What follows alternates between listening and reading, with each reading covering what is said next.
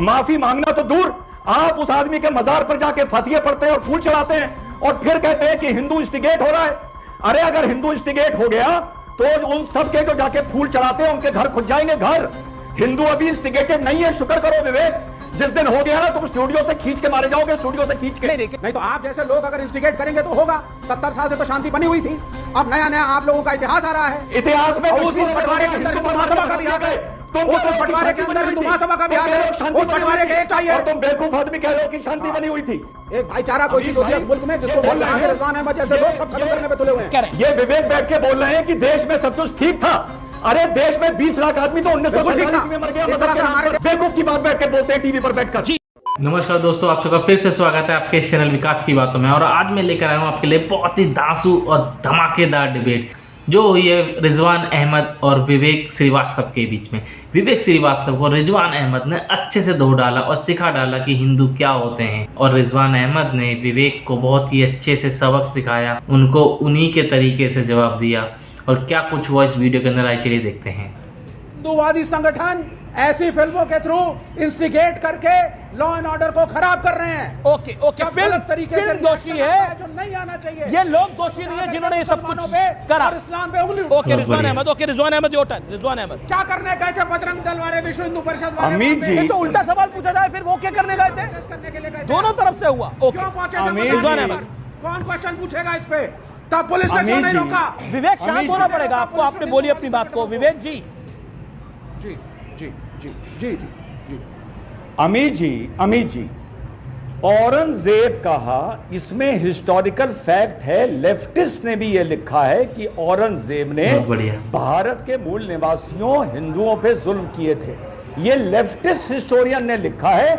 उन्होंने हुमायूं के बारे में नहीं लिखा, जहांगीर के बारे में नहीं लिखा, शाहजहां के बारे में। चुप रहिए विवेक जी, आप सुनिए। आप अजीब आदमी है यार ये। भी बताएं मुझे, और किताब का नाम भी बताएं। आप विवेक जी साहब, जानबूझकर, आप भी बताइए। आप जानबूझकर, और अरे चुप रहो भैया। दुनिया में आज भी आप जर्मनी चले जाओ, हिटलर का नाजी सलूट मारो तो जेल हो जाती है। बहुत बढ़िया। दुनिया में इतिहास में गलतियां हुई हैं, लेकिन आगे आने वाली पीढ़ी ने उस पर रिग्रेट किया है, उसके लिए माफी मांगी है। दुनिया में जलियांवाला बाग के लिए ब्रिटेन ने माफी मांगी, हिरोशिमा नागासाकी के लिए ओबामा ने माफी मांगी, पोलैंड से जर्मनी ने माफी मांगी, यहूदियों से जर्मनी ने माफी मांगी। माफी मांगना तो दूर, आप उस आदमी के मजार पर जाके फतिये पढ़ते हैं और फूल चढ़ाते हैं और फिर कहते हैं कि हिंदू इंस्टिगेट हो रहा है। अरे अगर हिंदू इंस्टिगेट हो गया तो उन सब के जो जाके फूल चढ़ाते हैं उनके घर खुद जाएंगे घर। हिंदू अभी इंस्टिगेटेड नहीं है, शुक्र करो विवेक। जिस दिन हो गया ना तुम स्टूडियो से खींच के मारे जाओगे, स्टूडियो से खींच के। नहीं ये सब नहीं।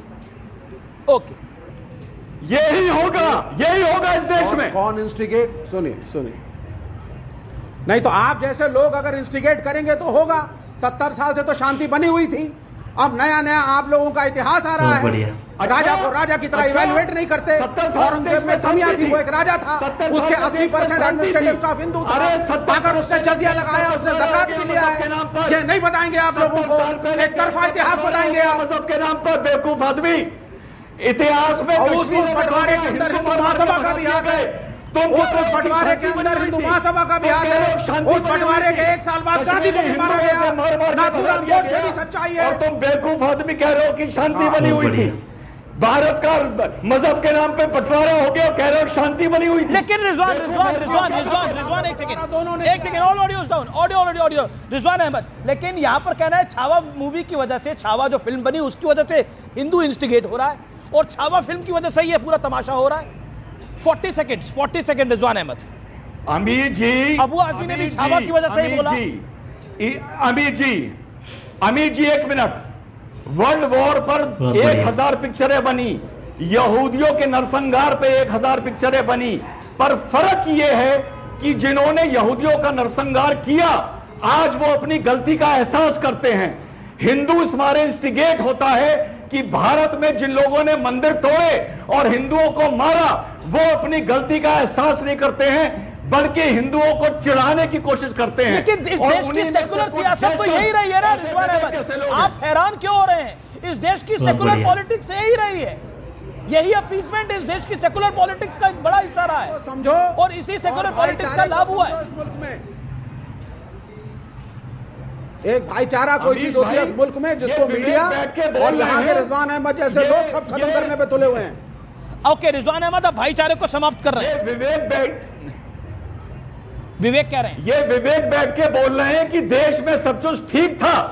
अरे देश में 20 लाख आदमी तो 1949 में मर गया। इस तरह से हमारे देश में कभी नहीं लड़े। की बात करते हो? एक सेकंड विवेक, शांत हो जाइए ना, अपनी टाइम बोलिए। हुआ था 1925 के करीब, कभी नहीं हुआ ये। अच्छा सुनो, एक मिनट, अमीश रोड इंडिकेट करते हो, सुनो, विवेक अपनी ये जो कश्मीर है, 20 सेकंड रिजवान अहमद, देन आनंद दुबे। विवेक, अमीश भाई, ये जो कश्मीर है, क्या ये विवेक के हिसाब से हिंदुस्तान का नहीं है? मार मार के हिंदुओं को भगाया गया, क्या सब कुछ ठीक था? मोपला में क्या हुआ, सब कुछ ठीक था? मेरठ, भिवंडी, हाशिमपुरा, आपका जबलपुर, आपका ये सारे जो किस्से हुए, क्या उस टाइम बीजेपी थी? क्या वो दंगे करवा रहे थे? बेवकूफ की बात बैठ के बोलते हैं टीवी पर बैठकर। जी okay Rizwan, you made your point. Rizwan ji, you made your point. Okay, मैं आनंद दुबे और मैं सुनील यादव और अजय आलोक सर, काम होता है दंगे रोकना, दंगे एक सेकंड विवेक जी, शांत हो जाइए। Anand Dubey, Sunil Yadav and Ajay Alok on screen, no one else. Okay, Sunil Yadav, point ये है मेरा आपसे, और ये प्रश्न है, और हम्बली मेरा ये सवाल है आपसे।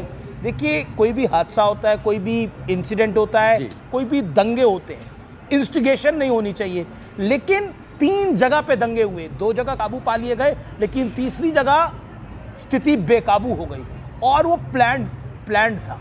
क्या आपको लगता नहीं है कि अबू आसिम आजमी, क्योंकि आप ही के नेता हैं, उनका एक बयान तूफान की तरह फैला और उसने कहीं ना कहीं इस बवंडर को बढ़ा दिया? देखिए अमीश भाई, मैं एक तो सबसे पहले आपकी तारीफ करूंगा कि भारतीय जनता पार्टी के सारे प्रवक्ता एक तरफ और आपकी बात एक तरफ। और जहां तक सवाल अब्बू हाशिम आजमी जी का है, मैं एक सवाल कर रहा हूं आपके कार्यक्रम में। बहुत बढ़िया। अडवाणी जी जिन्ना की मजार पे चले गए, तो जितनी बार उसके बाद पाकिस्तान ने हरकतें की हैं बॉर्डर पे, या हमारे सैनिकों को शहीद किया है, या जो भी जुर्रत की है, उसके पीछे क्या अडवाणी जी हैं क्या? या मानी प्रधानमंत्री जी प्रोटोकॉल तोड़कर सेवैयां खाने चले गए, तो उसके पीछे क्या प्रधानमंत्री जी को दोषी बता देंगे क्या? रिजवान अहमद तो पहले से ही अच्छा बोलने के लिए जाने जाते हैं। वो इतना बेहतरीन बोलते हैं कि क्या कहें। उनकी यही बेबाकी, यही तरीका उनका हमें पसंद आता है, और वो जानते हैं कि उनकी और वो अच्छे से और भली भांति जानते हैं कि उनकी जड़ें कहाँ जुड़ी हुई हैं। चलिए मिलते हैं नेक्स्ट वीडियो में, तब तक के लिए जय हिंद, जय भारत। वीडियो वायरल करो यार।